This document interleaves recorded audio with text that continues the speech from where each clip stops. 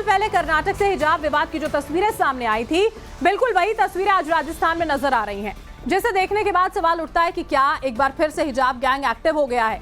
School में dress code की जगह हिजाब पहनने पर जब सवाल उठाया गया, तो कैसे जयपुर में हिजाब के समर्थन में नैरेटिव तैयार हुआ, दिखाते हैं आपको इस रिपोर्ट में।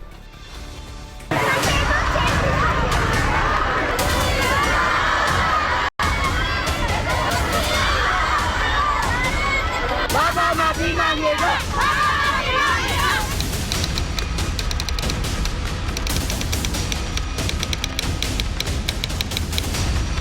जयपुर में सोमवार सुबह सैकड़ों की संख्या में मुस्लिम छात्राएं सड़कों पर धरना देने उतरी। हाथों में तख्ती लिए एक सुर में नारा बुलंद करती रही, बार बार दोहराती रही, बाबा माफी मांगेगा, बाबा माफी मांगेगा। अब आपके मन में सवाल होगा कि ये बाबा कौन है, तो बता दें कि ये बाबा कोई और नहीं बल्कि जयपुर की हवा महल सीट से बीजेपी के विधायक बाल मुकुंद आचार्य हैं। वही बाबा जो राजस्थान के चुनाव में जीत के बाद एक्शन में दिखाई दिए, जिन्होंने जयपुर की सड़कों पर घूम घूम कर मीट शॉप बंद कराने की मुहिम चलाई। तेरा है क्या मियां ये दुकान? ये पीछे खड़ा है, तेरा ही है? क्या करता है यहाँ? खा ले, फिर अंदर जा, खा ले, बाहर मत रहे। आंखें मत दिखाना, आंखें बिल्कुल मत दिखाना, बाबा बवाल है। अब उन्हीं बाल मुकुंद आचार्य से मुस्लिम छात्राएं माफी मांगने को कह रही हैं, लेकिन क्यों? इसका जवाब इन छात्राओं से ही सुन लीजिए।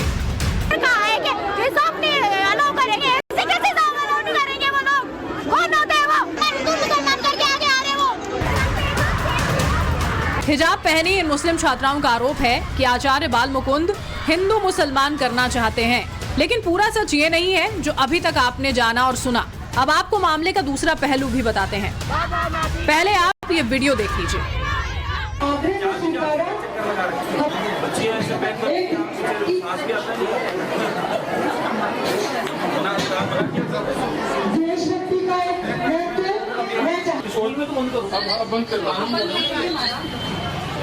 बच्चियों को बल्कि इनसिक्योर महसूस करेंगी। मैं आपको मैडम से बताऊं, फिर ये उम्र में आएगी कल को।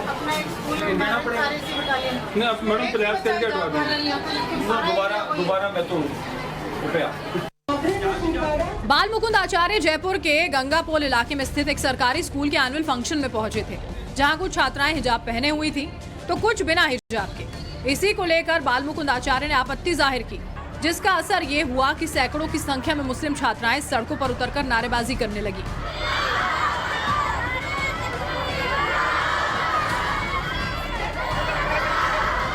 जाहिर है विधायक बाल मुकुंद के बयान से मुस्लिम छात्राओं की भावना आहत हुई, लेकिन यहाँ पर सवाल है कि अगर स्कूल में ड्रेस कोड है तो सभी छात्र फॉलो क्यों नहीं करते? धर्म संप्रदाय के हिसाब से स्कूल में अलग अलग ड्रेस कोड क्यों? या 10वीं की 8वीं की सभी बच्चियां या तो हिजाब में थी या बुरके में थी, तो दो प्रकार का वहाँ माहौल नजर आ रहा था। तो मैंने मैडम से जरूर पूछा कि ये इनका अपना वो है कि नियम कायदा और धर्म का क्या कहता है, क्या पहने क्या नहीं। फिर हमारे भी बच्चे अगर कोई लहंगा चुन्नी पहन के या कोई और ड्रेस कोड लगा के अलग अलग कलर के अलग अलग रूप में आएंगे, जब स्कूल का ड्रेस कोड बना हुआ है, ड्रेस दिया जाता है और बच्चियों को आपत्ति भी नहीं है, खाली गाइड करना उन्हें कि भाई क्या स्कूल का नियम कायदा क्या है। जिस प्रकार के कुछ लोग राजनीति करने वाले लोग, उनको हर कार्य में राजनीति दिखती है, उन लोगों का ये स्वभाव हो गया है कि बिना बात की बात बनाकर और इस प्रकार की करना। शिक्षा के मंदिर में सभी बराबर हैं, चाहे वो किसी भी धर्म के हों। अब आपको स्कूल का एक और वीडियो दिखाते हैं। जब बाल मुकुंद आचार्य ने स्कूल में मां सरस्वती की आराधना कराने की कोशिश की तो कुछ स्टूडेंट्स ने जयकारा लगाया और कुछ स्टूडेंट्स चुप रहे। सरस्वती माता की।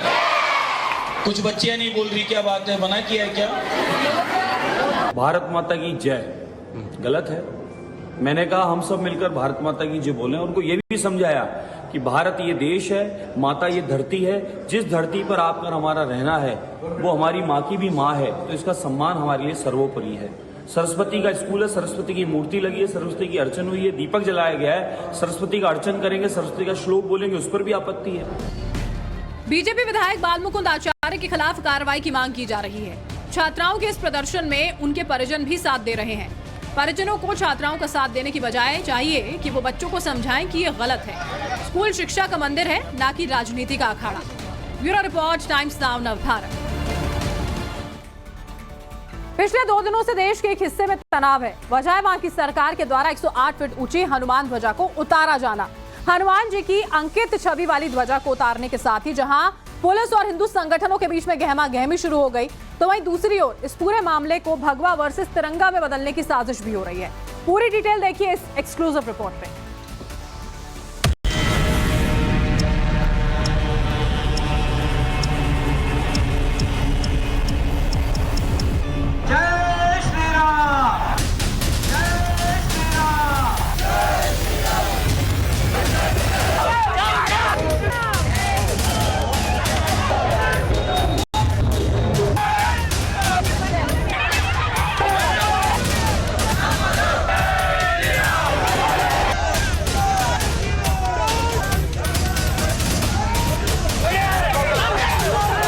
बाईस जनवरी को जब अयोध्या में प्रभु श्री राम की प्राण प्रतिष्ठा हो रही थी, उसी वक्त अयोध्या से 2000 किलोमीटर दूर कर्नाटक के मांड्या में एक नया विवाद जन्म ले रहा था।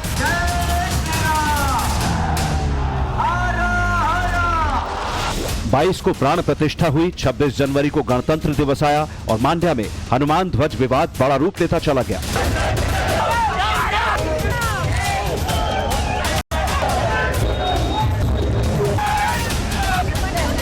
दरअसल जिस कर्नाटक की धरती को भगवान हनुमान की जन्मस्थली माना जाता है, उसी भूमि पर 108 फीट की ऊंचाई पर लगी हनुमान ध्वजा को उतार दिया गया।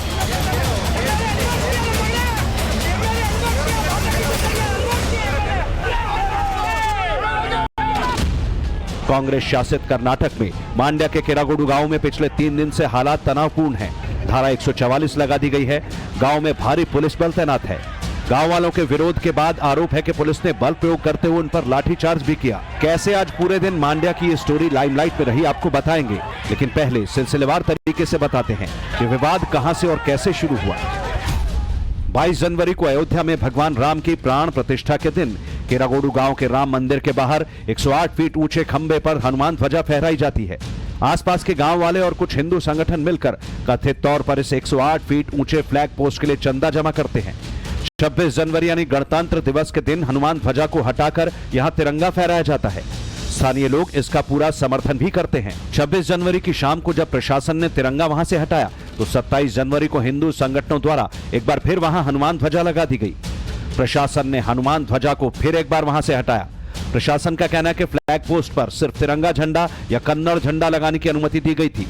कोई राजनीतिक या धार्मिक झंडा लगाने की अनुमति प्रशासन के द्वारा नहीं दी गई। इस पूरे विवाद ने अब पॉलिटिकल रंग ले लिया है। कांग्रेस के खिलाफ बीजेपी, जेडीएस और हिंदू संगठन मैदान में उतर गए हैं।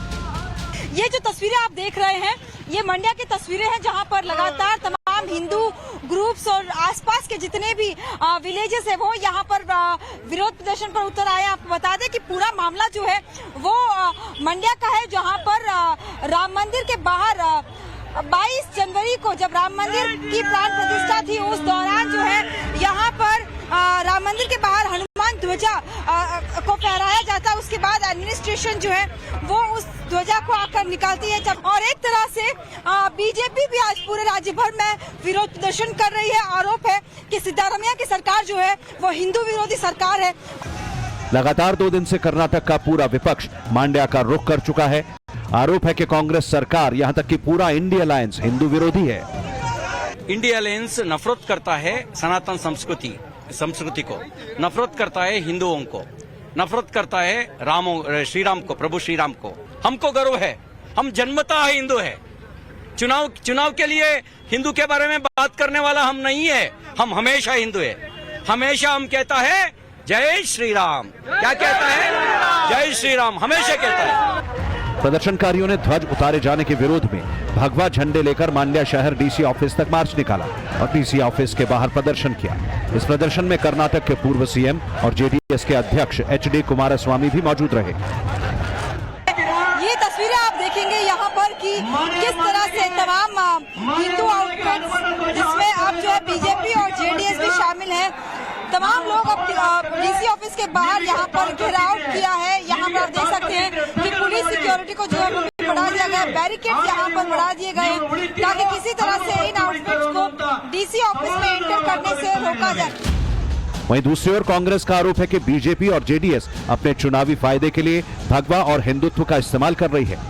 कर्नाटक के सीएम सिद्धारमैया ने सीधे सीधे कहा कि राष्ट्रीय ध्वज की जगह भगवा ध्वज फहराना सही नहीं, वहां राष्ट्रीय ध्वज फहराया जाना चाहिए। कर्नाटक के deputy CM DK Shivakumar ने कहा कि ऐसी राजनीति करके बीजेपी लोगों को कंफ्यूज करने का काम कर रही है। Now they wanted to have a political foothold in Mandya. They are just creating confusion in the minds of the public. Nothing will happen. Mandya is a very secular people. People of Mandya are very tolerant, very secular. They will not look at it. ये बात बिल्कुल सच है कि राष्ट्रीय ध्वज किसी भी झंडे से, किसी भी ध्वज से ऊपर है। ये देश अपनी धार्मिक पहचान से ऊपर उठकर राष्ट्रीय पहचान को आगे रखता है और रखता आया है। पर सवाल अब उठते हैं कि जब एक राज्य की सरकार समाज के एक पक्ष को अलग और दूसरे को अलग चश्मे से देखना शुरू करती है, तो ये आरोप कर्नाटक सरकार पर आए दिन लगते रहे हैं। जिस कर्नाटक में हनुमान ध्वजा उतारी गई, पिछले साल अक्टूबर में उसी कर्नाटक के शिवमोगा में ईद के मौके पर खुलेआम औरंगजेब की तस्वीरें और टीपू सुल्तान के कंट्रोवर्शियल कटआउट लगाकर रैली निकाली गई थी। धर्मांतरण विरोधी कानून को इसी सिद्धारमैया सरकार ने रद्द करने का फैसला किया। जब पूरा देश राममय था, उसी समय राम मंदिर आंदोलन से जुड़े श्रीकांत पुजारी को 31 साल पुराने मामले में गिरफ्तार किया गया और अब मंड्या में नए विवाद के माध्यम से राजनीतिक फायदा उठाने की कोशिश हो रही है। पर सियासत करने वालों को ये याद रखना होगा कि इस देश के आम आदमी के मन में ऐसी लड़ाई न कभी थी न कभी होगी। मांड्या से पिंकी राज पुरोहित के साथ bureau report, Times now Bharat. केंद्रीय गृह मंत्रालय ने students Islamic movement of India यानी सिमी पर लगे बैन को 5 साल के लिए और बढ़ा दिया है। गृह मंत्रालय ने एक्स पर पोस्ट में लिखा कि आतंकवाद के खिलाफ प्रधानमंत्री नरेंद्र मोदी की जीरो टॉलरेंस की पॉलिसी के तहत सिमी को यूएपीए के तहत अगले 5 सालों के लिए गैर कानूनी संगठन घोषित किया गया है। केंद्र सरकार की ओर से कहा गया कि सिमी को भारत की संप्रभुता, सुरक्षा और अखंडता को खतरे में डालने, आतंकवाद को बढ़ावा देने, शांति और सांप्रदायिक सद्भाव को बिगाड़ने में शामिल पाया गया। बीते साल केंद्र सरकार ने सुप्रीम कोर्ट में हलफनामा दाखिल कर सिमी पर लगे प्रतिबंध को सही ठहराया था और केंद्र सरकार की ओर से दाखिल हलफनामे में कहा गया था कि सिमी भारतीय राष्ट्रवाद के खिलाफ है।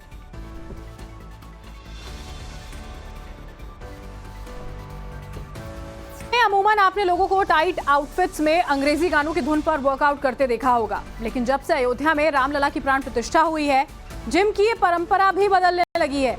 ऐसा ही नजारा दिखा दिल्ली से सटे नोएडा के एक जिम में। सेक्टर 137 के इस जिम में कलश रखकर पूरे विधि विधान से हवन पूजन किया गया। पंडित जी ने अनुष्ठान करवाया, मंत्रोच्चार से पूरा जिम गूंज उठा। खास बात रही कि इस दौरान सिर्फ जिम का स्टाफ ही मौजूद नहीं था, बल्कि जिम में वर्कआउट करने वाले लड़के लड़कियां भी भगवा रंग में रंगे नजर आए।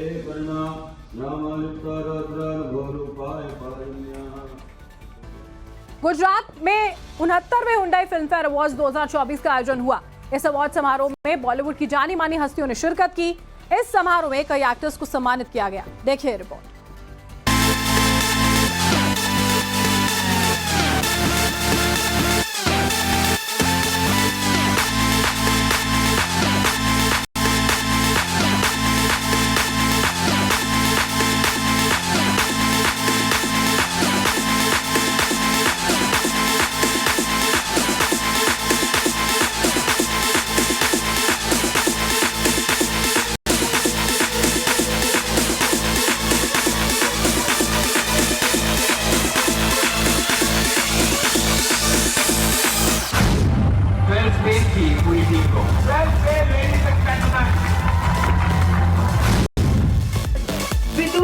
Chopra, 12th grade. 12th grade, ladies and gentlemen.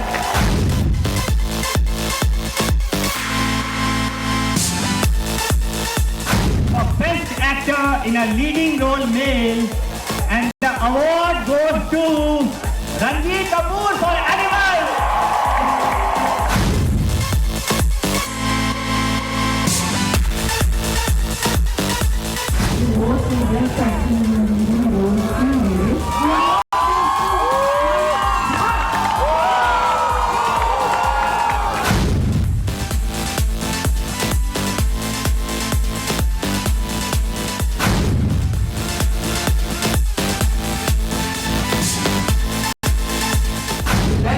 Entertainment and the entertainer of all entertainers, Mr. David Dhawan. मैंने ये सूट टैक्स बचा कर खरीदा है। It's a tuxedo. ओके, और मुझे ये शूट टैक्सी में मिला था, so it's a tuxedo. Me and Karan are expecting to break all box office records. क्या आयुष्मान पॉज में जान ले लोगे क्या?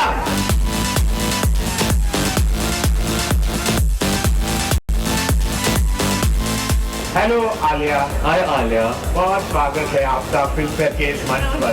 नमस्कार. ऊपर आइए. नहीं, you have to for the song. You have to come. Alia को जोरदार तालियां.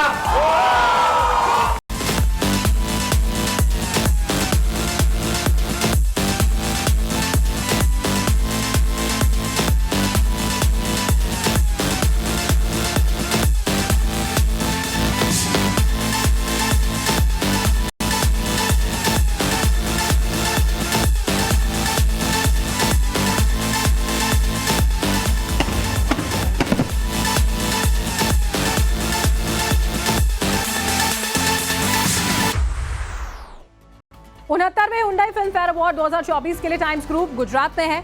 समारोह के दौरान टाइम्स नेटवर्क के एमडी विनीत जैन ने कहा कि पहले दिलीप कुमार, अमिताभ बच्चन जैसे दिग्गज कलाकारों के साथ हमने सेलिब्रेट किया और अब युवा सितारे आ रहे हैं. विनीत जैन से खास बात की हमारी सहयोगी शिवानी मिश्रा ने. Times Now is reporting in Gujarat, in the gift city, for the 69th Hyundai Film Fair Awards 2024 with Gujarat Tourism. I have a very special guest, sir. How do you see that first time we are film fairing it, celebrating it in Gujarat? Well, 69th Film Fair Awards, it's a privilege and my honor to bring it to Gujarat. The first time we went out of Bombay was Assam. Bombay, we are limited to about 2,000-3,000 people. So this is something special. Also stuck in a little bit of traffic? Oh yes, traffic was actually in the beginning quite the roads of Gujarat are fantastic. The infrastructure is really good. So Bombay gets more crowded. So I think the traffic was nothing in comparison. Of course. But when we talk about Film Fair, of course it's been a dream award for everybody in the Indian cinema. We have seen that how Hindi cinema has also grown. Gradually people are celebrating the Film Fair Award. What's kind of change that you are seeing in the Indian cinema, Hindi cinema, and how do you see that the level of Film Fair is going far ahead? Right. So, I mean, Film Fair has always celebrated cinema, and it's been 69 years of Film Fair Awards, and we've had stalwarts like Dilip Kumar and Amitabh Bachchan and Shah Rukh Khan, and now this year we have much younger stars, as you see, Kartik Aaryan, Janhvi, and many others. So, as we go along, we have the older celebrated stars, now we have the younger stars upcoming. So, it's a privilege for every generation to work here. One message from you to our audiences, those have always got this exclusive glimpses on Times Now or Film Fair, and they always await to see it. Well, I mean, the films are made by the audiences, and awards are also a reflection of that. I mean, of course, we look at the critics' point of view, and so we only reflect what the audience want. Thank you so much for talking to us. Have a very good night and larger than the dreams.